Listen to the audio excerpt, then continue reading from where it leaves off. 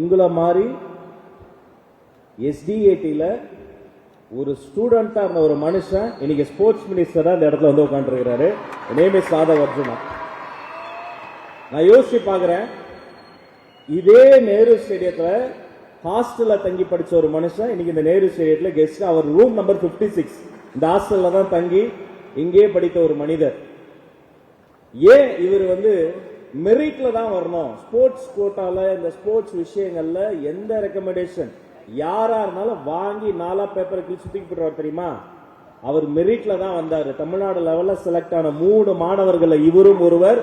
ஸ்போர்ட்ஸ்ல யாரும் ரெக்கமெண்டேஷன் வரக்கூடாது என்பதில் உறுதியாக இருக்கக்கூடிய ஒரு மனிதர். உங்களுடைய இலக்கு பிக்ஸ் பண்ணிக்கங்க. ஒரு குழந்தை பிறந்த உடனே குறிப்பிட்ட வயது வரைக்கும் அம்மா வேணும்.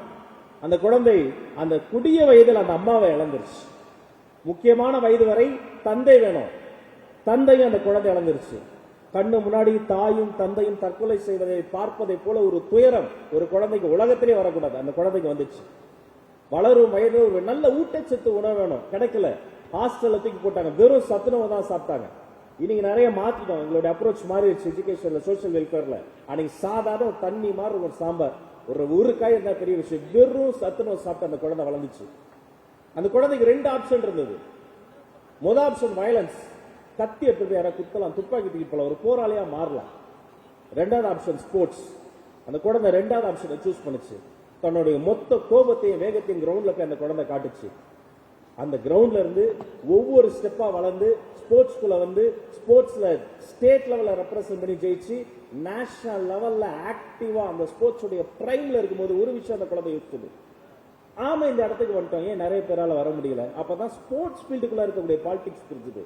இந்த ஸ்போர்ட்ஸ் ஃபீல்டுக்குள்ள இருக்க பாலிடிக்ஸ் ஒழிக்கணும்னா ஆக்டிவா பிரைம்ல இருக்கும்போது அந்த பதவி அந்த பிளேயர் பொசிஷனை தூக்கி போட்டுட்டு அந்த பெடரேஷனுடைய எலெக்ஷன்ல நின்று பெடரேஷனுடைய பிரசிடென்டா வந்து இந்த ஃபீல்டுல பக்கத்து ஸ்டேட்டுக்கு ட்ரெயின்ல போக முடியாம கஷ்டப்பட்ட குழந்தைகளை எல்லாம் இன்னைக்கு பிளைட் டிக்கெட் போட்டு சிறகடித்து என் செல்லங்கள் பறக்கிறார்கள் சொன்ன அந்த பெடரேஷனுடைய தலைவர் என் அன்பு சகோதரன் சாதவ் அர்ஜுனா என்ற மனிதன் காரணம்.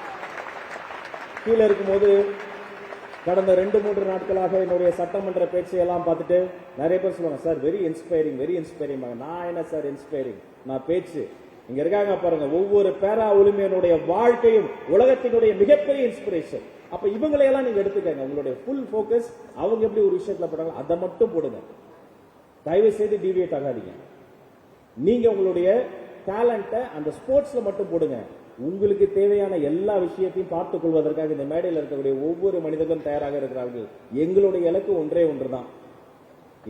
இந்த நேரு ஸ்டேடியம் இருக்கு பாருங்க, இதுல நான் வந்து பார்வையாளராக வந்திருக்கேன். உள்ள விட மாட்டாங்க, கெஞ்சி இருக்கேன். இது என் தொகுதி எக்மோர். பிறகு ஒரு ஸ்டேஜ் வந்தது, உள்ள வந்துருவேன், இதெல்லாம் பிரிவிலேஜ். இந்த கிரவுண்ட் வந்து எங்களை விட மாட்டாங்க. அந்த கார்னர் இருக்குல்ல, அது வந்து எல்லாரும் விட்ட பிறகு அங்க கொஞ்சம் காவல்துறை நண்பர்கள் ஃபயர் சர்வீஸ் ஆளுங்கெல்லாம் ரெக்வஸ்ட் பண்ணா அப்படின்னா அங்க விடுவாங்க. அங்க இருந்து பாத்திருக்கேன்.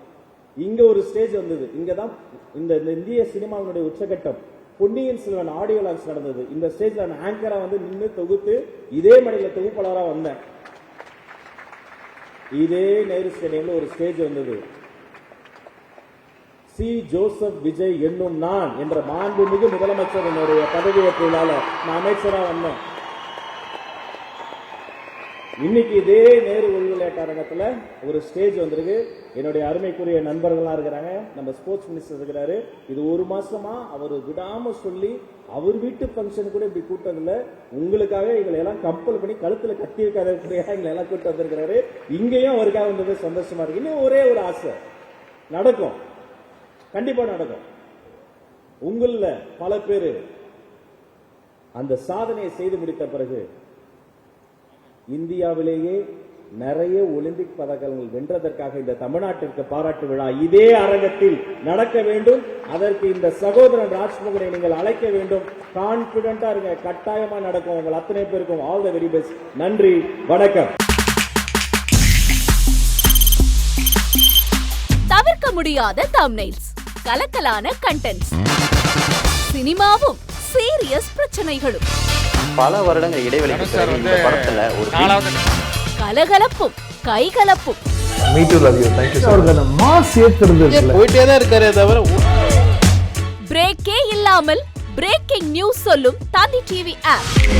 இன்ஸ்டா தலைமுறை வரை இறங்கி அடிக்கும் தந்தி டிவியின் டிஜிட்டல் எக்ஸ்க்ளூசிவ். அது தண்ணிக்குள்ள போகும்போது ஹேங் ஆயிடுச்சு. உங்களுக்கு விஜய் சார் எந்த அளவுக்கு ரொம்ப பிடிக்கும்? Of course, Malayalis are huge Vijay sir fans. ரெண்டு பேருமே ரொம்ப பிடிக்கும் எனக்கு. தந்தி டிவி ஆப்பை இலவசமா டவுன்லோட் செய்யுங்க. ஃபாலோ பண்ணுங்க, சப்ஸ்கிரைப் பண்ணுங்க, என்ஜாய் பண்ணுங்க.